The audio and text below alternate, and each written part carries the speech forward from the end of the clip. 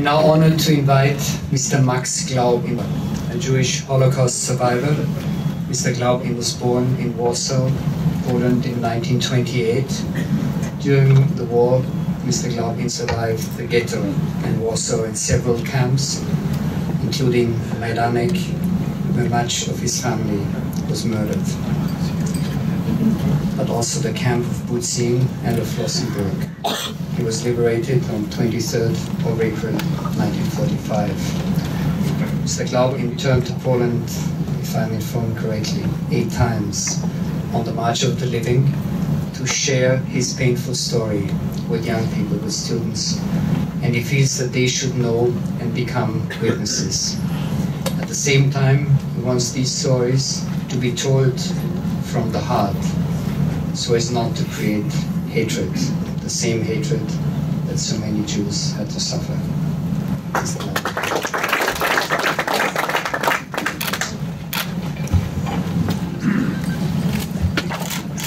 I am not too good with names, but first I would like to thank the liberators, then all the dignitaries which were named by the and also the organizers of this event. And when I was asked by the reporter about certain things that stand out in your mind, and I'm going to mention it because I don't write my speeches, and I was told to speak for 5 minutes, and I take a break between every word that takes a minute and a half. So, but 2 things stand out in my mind. Number 1, after what we went through, look at the progress. 70 years after the Holocaust, our story is being told for the new generation in the United Nations, which was an impossibility 7 years ago. The other thing is, when I was on the last March of the Living, we came in Warsaw, close to the Rappaport Monument, and I saw, within a minute of coming there, something that I never thought I would see in my lifetime. The 2 highest ranking military personnel presented a wreath at the Rappaport Monument honoring the heroes of the Warsaw Ghetto. And that was a no-no until 2013.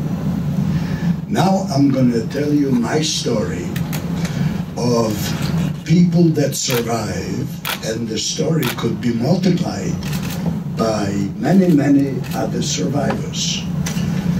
As a 10-year-old boy, I lived in Warsaw. I was in the area where the ghetto was designated.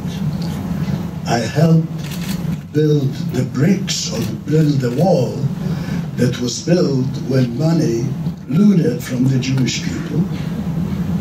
I lived there until 1943. I was in a basement when the ghetto was burned.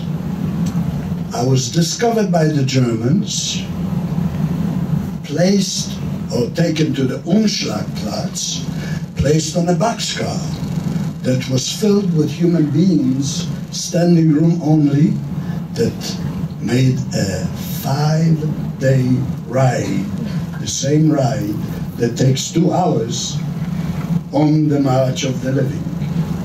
No food, no facilities. Yes, there's human waste if you ride for 5 days. And the roof of the boxcar resembles a lid on a pot of a boiling water, because the humidity of breathing, and everybody's hoping that a drop of water would wet their lips, because it's much more difficult to die of dehydration than it is of starvation. We finally landed in Majdanek, offloaded. A procession after the Germans were told that the women and children should be the first victims, and that's where I lost my family. But on the route, after the train was placed about 2 kilometers from the main gate, there were checkpoints with German officers that were selecting human beings, able human beings for either human experiments or to be placed in a concentration camp that was built next to a German factory in order to supply slave labor for these factories. I was taken to Budzin, or my father was selected. He grabbed my hand because I was going after my mom and my little brother because they said, women and children be the first. He grabbed my hand, thus saved my life. When we went to the first camp, he was killed he was taken as a hostage, like 10-1, and murdered in my first camp of Budzin. I was then transferred to Mielec. From Mielec, I was transferred to Wieliczka. And the only reason why I survived, I'm very mechanically inclined, and I was a pattern maker for the Messerschmitt and the Heinkel aircraft at the age of 13 and better than the Germans. I was then taken on a train and supposedly taken from Wieliczka to Flossenburg. In 2012, I spoke to the 70th Division that liberated Flossenburg. There was a representative from West Point, the curator of the new museum in Flossenburg, and I spoke. After I spoke, I asked the curator of Flossenburg, do you have any records? I says, we were nobody. So he says, I got all the records of everybody that was there. So I told him, well, maybe we were somebody because you kept records of who we were. 2 weeks before Yom Kippur and Rosh Hashanah, I received a Lashana Tova Tikatevel from the curator of Flossenburg with 5 of my records and the most beautiful calligraphy next to my number, 14732.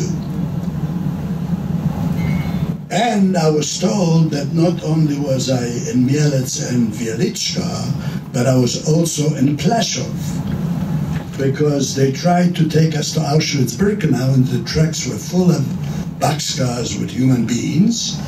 So they loaded us off in Pleszów, but we were in such a condition that we didn't know where we were because Mielec was closed because the Russian army was advancing. Wieliczka observed the people from Mielec. We didn't work there, but the Russian army was advancing, so they tried to get rid of us in Auschwitz-Birkenau, but there was overloaded, the tracks were overloaded, so they took us to Pleszów, offloaded us, and there was an excess of 8,000 people. Out of the 8,000, 2,000 were able to survive by being sent to Flossenburg. I went on a visit in July, that's where I found that out. From Flossenburg, I was taken out on April the 16th of 1945 and told that you are going for the last trip to Dachau, liberated by the US Army, picked up on the road by a nice Jewish lieutenant by the name of Lieutenant Basic, a second lieutenant, and he told me I was only a 90-day wonder. In those days, that's what they called them, because in 90 days they became an officer.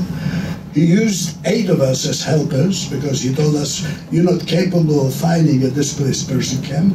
Stayed there with the company in Nuremberg, Germany during the trials, and they occupied a depot that received Polish guards and German POWs, and I became the mess sergeant of a company of Polish guards and the German POWs. 1947, United States passed an act, Orphan Act. Anybody 18 years and younger could enter the United States after he's investigated and identified. We didn't have any IDs.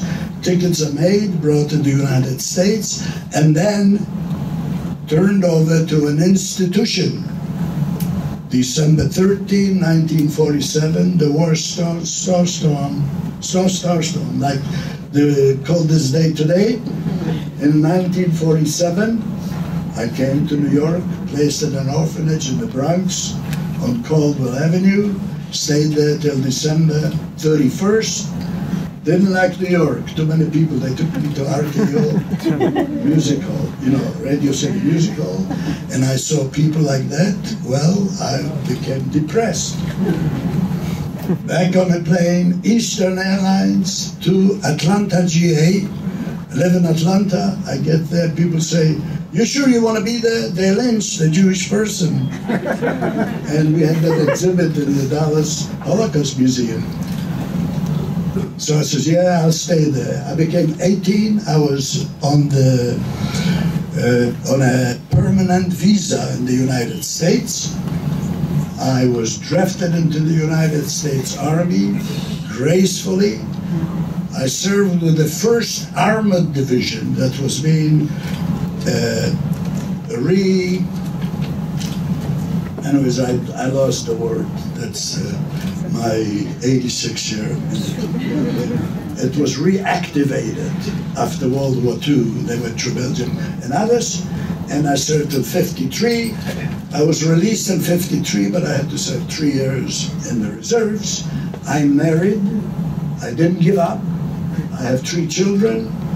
I have 7 grandchildren. One is graduating in May, a cheerleader in Michigan, and everything is possible. The other one's a pitcher at Rhodes College in Memphis, Tennessee. Why am I telling you this? There are many of us that sometimes give up. And the moral of the story, never give up, and don't underestimate it, your powers of what you can do by never giving up. I will right now also tell you, after all the bad things, in 1983 I came to Washington, D.C. at a reunion, and I signed my name in the congressional records. Then outside was an IBM machine or IBM computer, and said, put your name in and maybe someone will find you. That's 42 years after the Holocaust. And I told my wife, never happened. I'm not staying in line after 2/3 of the day to sign my name. And she says, you better do it for prosperity. You know, when your wife says something, you better do it. So I did it. 2 years later, 2 of my father's sisters that were taken to a munition factory found me in Dallas, Texas, 42 years after the Holocaust. One of them had a stroke and passed away about 10 years ago. The other one I spoke to yesterday, and I told them that I was here. She says, well, I don't think I can walk to New York. But anyways, and they have offspring, so I had that. Now I'd like to, for Mr. Eli Jablanek, to please stand up with his dog, and I will tell a little story about the picture that's pictured over there. Now, you may not have to stand up. You can just stand up. If you'd like to sit down, please. You know, if you'd rather sit. I didn't want to embarrass him, but I was asked to ask him if he wants to stand up. But he's coming here. Join. Okay. Well, anyways, there's my 5 minutes.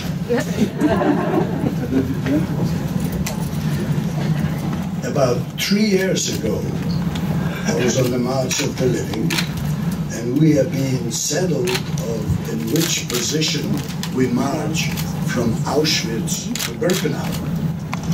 And on my left, I see an Israeli flag, and I see people with dogs. And my heart tells me You know, I was in the Warsaw Ghetto when there were loading assemblies, when there were lead assemblies. There were dogs that were maiming us and killing us and forcing us to do things we didn't want to do. And I says, look at the courage of these people that came all the way from Israel to the horrible place to show us that the same animals and sometimes the same people can be used for good purposes and do good rather than what they actually are thought by people that they should be doing. The other thing is I am the one that did the quote that we, the survivors, need to make the presentation in a manner that it does not create hate, the hate that used to be or was applied toward us. Now, between last Wednesday and today, I spoke to 1,600 youngsters. Paris, Texas, 1,100, I don't know where the kids come from. 300 in the Holocaust Museum in Dallas, Texas. In Austin, Texas, in the, not the Chabad, Hillel. In the Hillel, my granddaughter was Hillel International for about 2 years. I spoke to 300 people. The architect of the building came over to me and he said, Max, I am the designer of this building. When I designed it, I was hoping that it'll fill to its capabilities. And he says, you're the guy that did it. And I appreciate it. Now, when I speak to the students, I always get somebody that raises their hand and they say, what do you think about the deniers? So I closed my eyes one day and Hashem, the person that's upstairs, put a good saying into my head. And he said, and I said like this, thank God that I live in a country that allows freedom of speech, religion, assembly, and many other freedoms. And I'm grateful that the same people that are deniers live in the same country and express their opinion to the public at large. So the public at large should see how stupid and ignorant they are. Thank you very much.